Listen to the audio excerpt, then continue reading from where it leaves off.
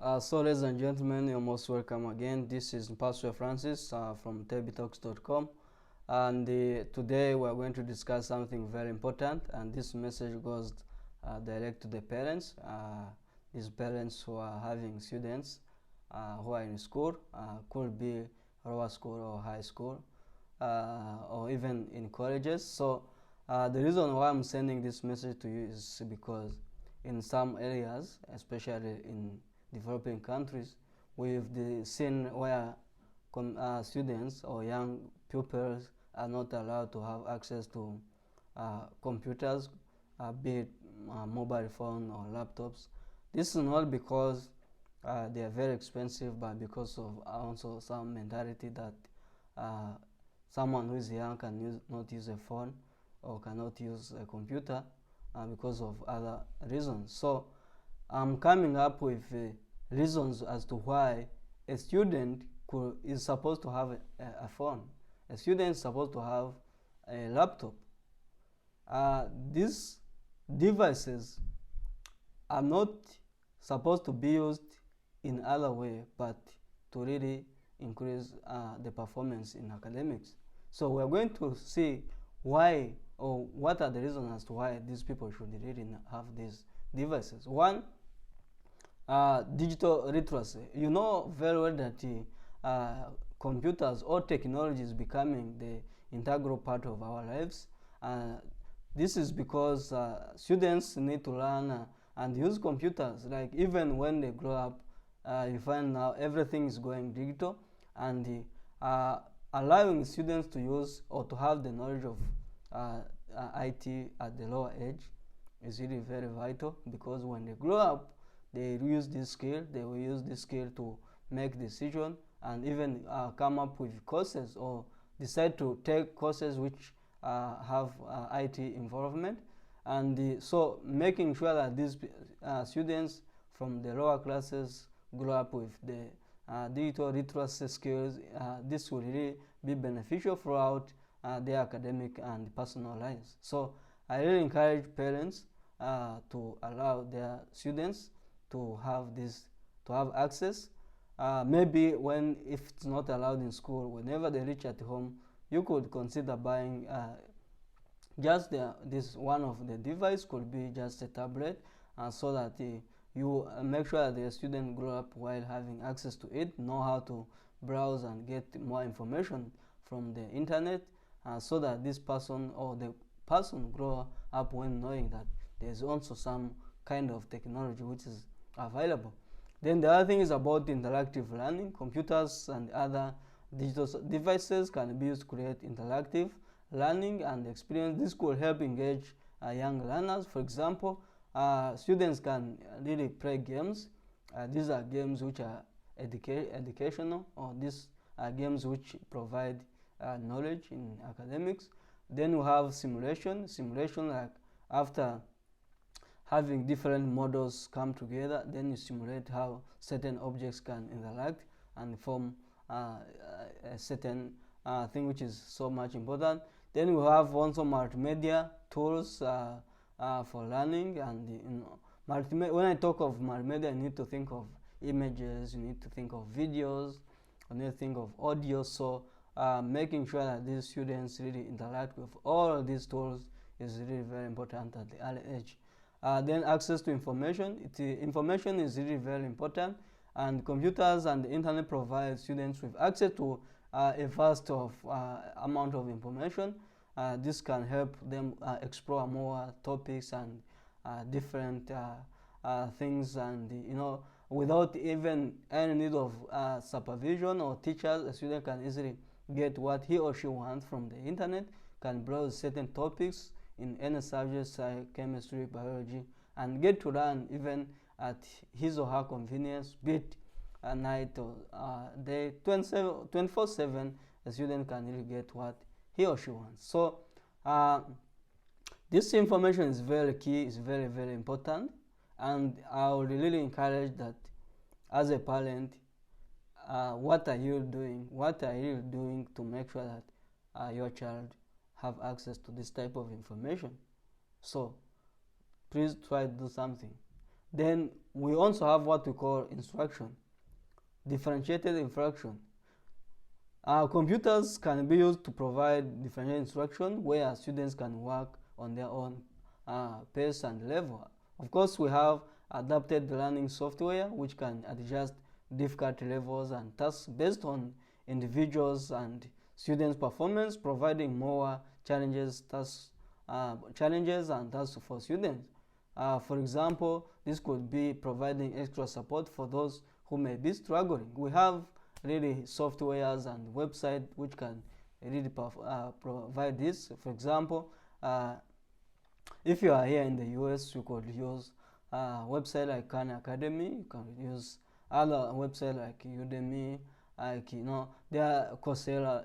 There are many websites and other softwares that you provide really instruction for young pupils who are learning, young students who are coming up, and these softwares are really very important because they are developed with by people who are expert, who have skills, who have knowledge, and who have really gone through a lot of steps. So remember, sometimes even you may be a parent and you cannot afford enough maybe money to take a student to a desired school, but then you find normally when a student goes to a school, the student is not looking for the building, but is looking for what? For a teacher. Is looking for a teacher and the content in that teacher.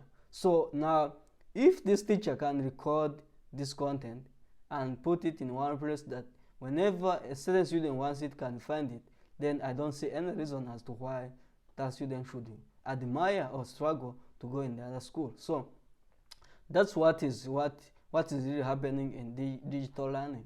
We are trying to see how we can really make sure that education comes across to students with ease and at affordable prices. So what you do as a parent is now to make it easier by having making sure that your child get access to these instructional materials so that they can learn, pass the exam, and also guide them to excel in life. Then we also have collaboration and communication. When I talk about that, I mean, of course, the world is a global village.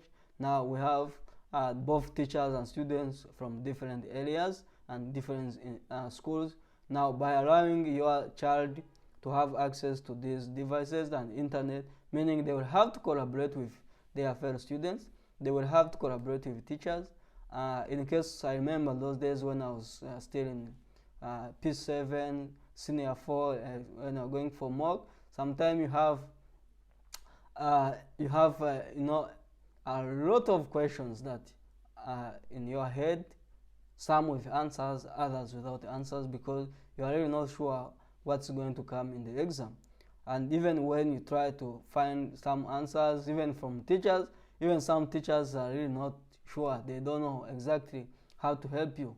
So if we really that time we had a community whereby you can just type or you can just ask any question that challenges you and then you get answers, I think that would be really very important for anyone.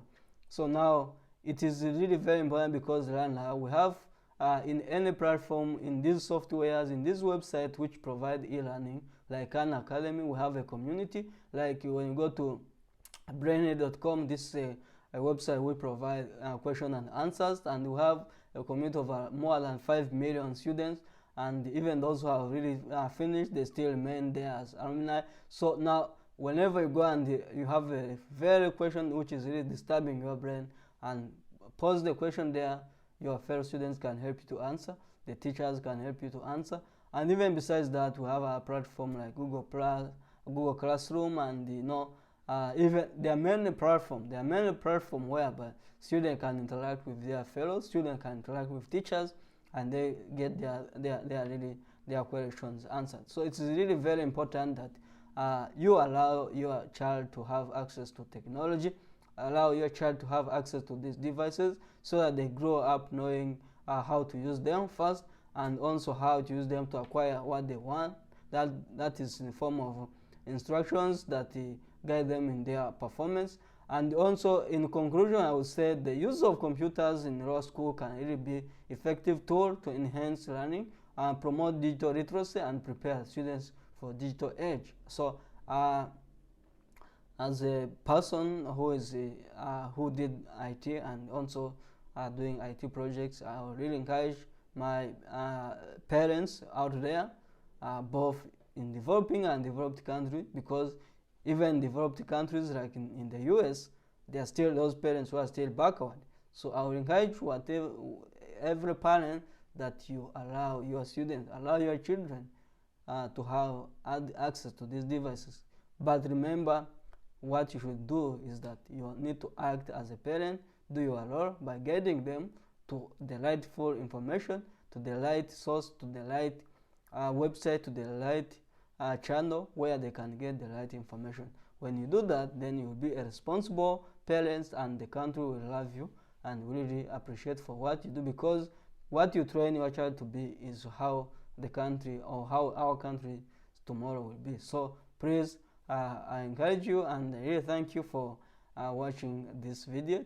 I know it will help some of the people, and in case you have any question as far as this is concerned, please feel free to go and can put your comment in the comment box, or you can send us direct message on our email, and our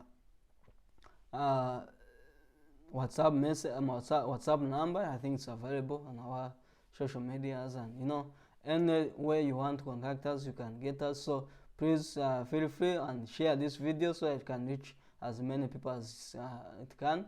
Otherwise, we are glad and we are happy that you have been so beneficial to our program. Keep watching, sharing, and liking. Otherwise, we thank you, and let's catch up in the next video as we explore more about technology. Thank you very much.